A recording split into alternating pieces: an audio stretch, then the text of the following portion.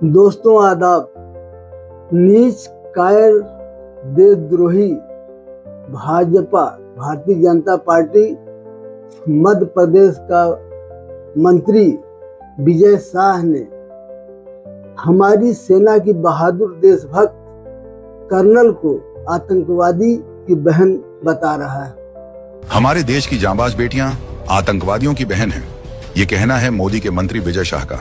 ये बयान सुनिए।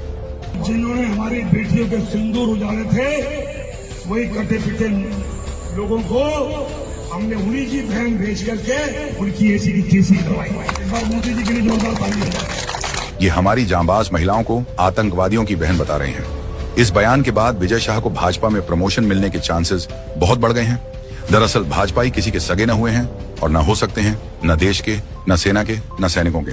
इसके पहले इन्होंने सीज फायर का ठीकरा विदेश सचिव विक्रम मिस्री के सर पर फोड़कर उनके साथ गाली गलौज की, उनकी बेटी को बलात्कार की धमकी दी। इसके पहले शादी के महज 5 दिन बाद अपने पति को खोने वाली लेफ्टिनेंट विनय नरवाल की पत्नी हिमांशी का कैरेक्टर असैसिनेशन किया, उनको भद्दी गालियां दी गई। ये वो गिद्ध हैं जो देशभक्ति की खाल ओढ़े हुए हैं और देश को बर्बाद करने पर आमादा है। क्या भाजपा हमारी सेना का अपमान करने वाले इस घटिया आदमी पर कोई कार्रवाई करेगी या इसका प्रमोशन होगा और समर्थन में रैलियां निकलेंगी? दोस्तों, इस बयान को मध्य प्रदेश हाई कोर्ट ने स्वतः संज्ञान लेते हुए 4 घंटे के अंदर उस देशद्रोही मंत्री के विरुद्ध एफआईआर दर्ज करने का आदेश दिया है। सबसे पहले मैं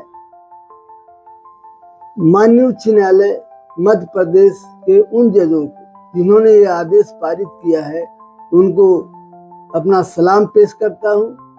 और साथियों, आज देश के अंदर इन जैसे ताकतों को जो ताकतें हमारे देश की सेना का अपमान कर रही हैं, जो ताकतें हमारे देश की बहादुर बेटियां, जो इस देश की बेटियां हैं, इस देश की बहन हैं, उनके खिलाफ उनको ये कहना कि ये आतंकवादियों की बहन है, ये इससे बड़ा देशद्रोह कुछ हो ही नहीं सकता। लेकिन इसके बाद भी भारतीय जनता पार्टी ने ना तो उसे सरकार से निकाला और ना तो उसको पार्टी से निकाला। अभी तक कोई उसके खिलाफ कार्रवाई नहीं किया, बल्कि उम्मीद ये की जा रही थी कि उसे कोई बड़ा इनाम मिलने वाला है। लेकिन धन्यवाद देता हूं हाई कोर्ट को, जिसने स्वतः संज्ञान लेकर के एफआईआर दर्ज कराने का आदेश पारित किया है। साथियों, भारतीय जनता पार्टी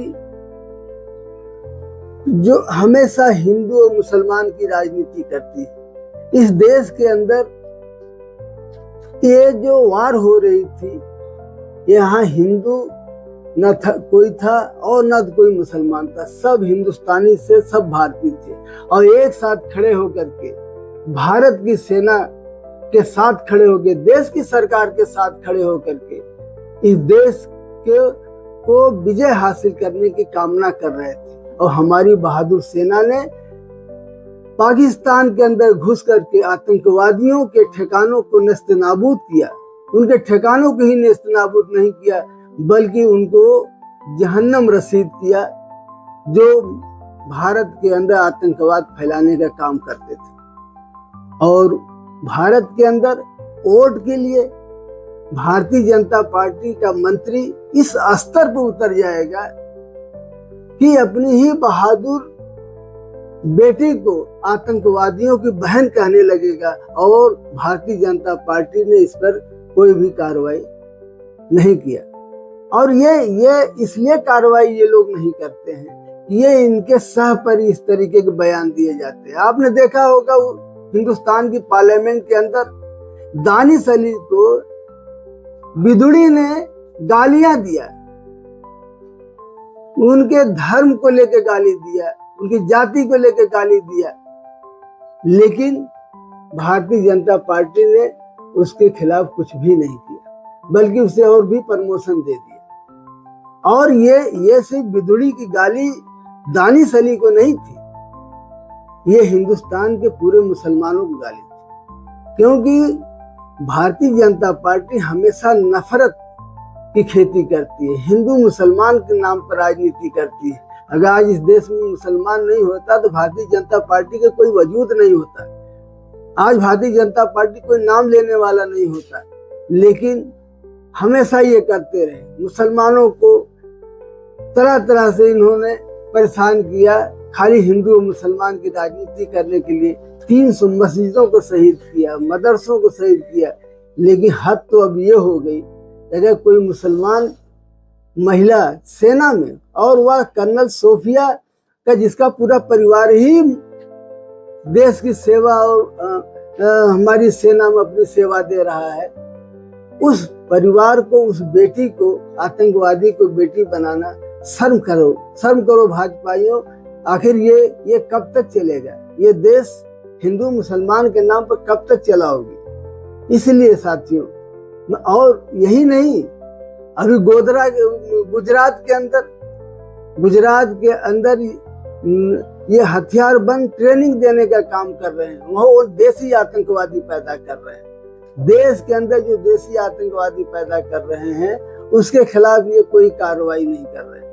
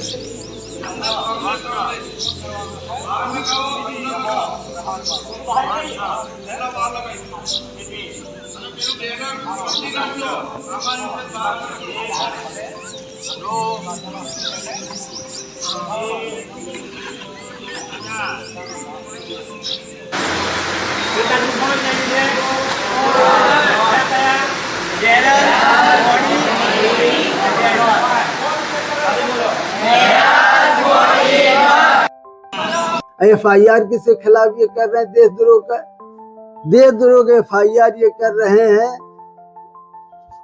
लखनऊ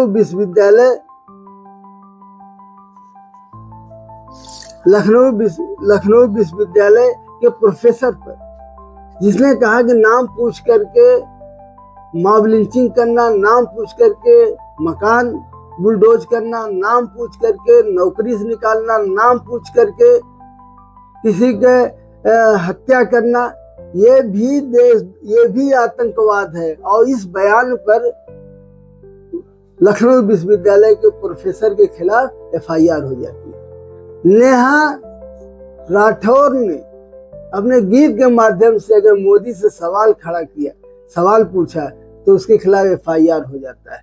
लेकिन ये जो आतंकवाद की नर्सरी पूरे देश में चल रही है, उसके खिलाफ क्यों नहीं FIR होता है?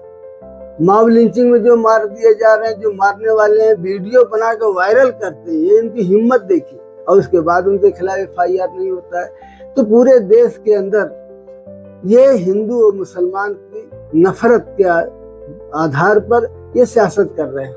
लेकिन इस जंग ने हिंदू और मुसलमान की नफरत की खाई को पाटने के काम किया। पूरा देश एक साथ पाकिस्तान के खिलाफ खड़ा हुआ है। पूरा देश, ना कोई हिंदू था, ना कोई मुसलमान था, ना कोई सिख था, ना कोई क्रिश्चियन था, सब भारतीय थे।